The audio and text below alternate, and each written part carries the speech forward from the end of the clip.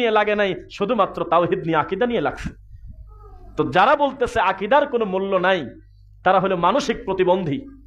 আকীদাই তো সব, আপনি কি বলেন এগুলো?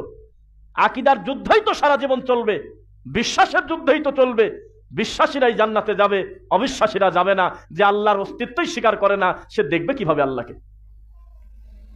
গত কালকে একটা প্রশ্ন উত্তর দেখলাম, ডক্টর শহীদুল্লাহ খান মাদানী হাফিজাহুল্লাহর কাছে একজন প্রশ্ন করছে যে প্রতিদিন রাতের 3 ভাগের 2 ভাগ পার হলে যখন আল্লাহ প্রথম আসমানে নামিয়ে আসে, তো ওই জায়গা থাকে কিনা?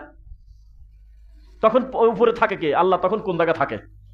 তখন তিনি উত্তর দিলেন যে শয়তান তো এখানেই সফল, যে আপনার মাথায় মানসিক চিন্তা দিয়ে দিয়েছে, আপনি মাখলুকের সাথে খালেকের তুলনা করলেন।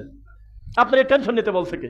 যে যখন তিনি প্রথম আসমানে নেমে এসে মানুষকে ডাকে, হে পাপী আমার কাছে ক্ষমা চাও, হে ঋণগ্রস্ত ব্যক্তি ঋণ থেকে আমার কাছে মুক্তি চাও, বিভিন্ন কিছু বলে আমার কাছ থেকে ক্ষমা নাও, যে তখন আসমান খালি পড়ে থাকে, ওই জায়গা থাকে কিনা?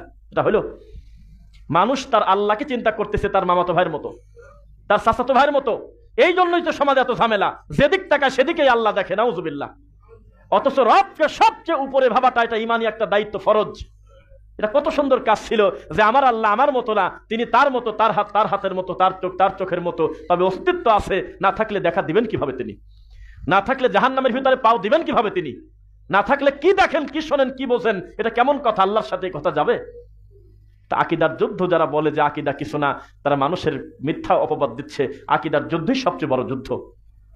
আল্লাহ বলতেছে তার হাতের কথা, ইয়াদুল্লাহি ফাওকা আইদিহিম, আল্লাহ তার হাতের কথা বলতেছে। এখন আপনি বলে দিচ্ছেন যে এটা হলো আল্লাহর কুদরত, আছে কিনা? বলতেছে কুদরতি হাত। তো যেখানে 2 হাত বলতে, সেখানে আপনি কি ব্যাখ্যা দিবেন? শুধু হাত না কুদরত দিয়ে ঠেকা দিলেন, কিন্তু যেখানে 2 হাতের কথা আছে আল্লাহ, ওখানে কি করবেন বলেন? শুধু গাছে আর কিছু করার? তাহলে যদি বলতেন যে আল্লাহর হাত আল্লাহর হাতের মতো, আর কি পণ্ডিতের দরকার ছিল? আর আপনি প্রশ্ন করতে গেলেন কেন এই হাতটা দেখতে কেমন, তাহলে এই হবে কেন, ওই হবে কেন? উল্টা পাল্টা চিন্তা দিলেন। এখানেই শয়তান তার দিক থেকে সে সফল।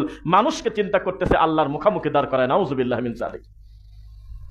তো কুদরতি হাত, কুদরতি পা, কুদরতি চোখ, আমাদের ভিতরে কিছু ঠান্ডা ভাইয়েরা আছে, তারা মনে করে এগুলো ছোটখাটো ব্যাপার। জি না, এগুলো ঘুরে ফিরে বান্দাদেরকে শিরক কুফরের দিকে নিয়ে যায়। আল্লাহর অস্তিত্বটাই কোনো না কোনো ভাবে অস্বীকার করা হয়, যখন আল্লাহর হাতকে অস্বীকার করা হয়। অথচ আসমা ও সিফাত, এর উপরে বিশাল বিশাল কিতাব এই পৃথিবীতে সালাফগণ লিখে গিয়েছেন, যাতে আল্লাহর আসমা ও সিফাত মানুষ অস্বীকার করতে না পারে। তার নাম সমূহ, তার গুণাবলী, তার রুবুবিয়াত, তার উলুহিয়াত, এগুলো যাতে বান্দারা অস্বীকার করতে না পারে, এজন্য বিশাল বিশাল কিতাব আছে। এক একটা কিতাবের পৃষ্ঠা 1400 পৃষ্ঠা, 1700 পৃষ্ঠা। তাহলে কি লিখলে এত সময় বলে আপনি বলেন? তার মানে আল্লাহর হাতকে কুদরতি হাত বলা, এটা কি জাহালত কিনা বলেন?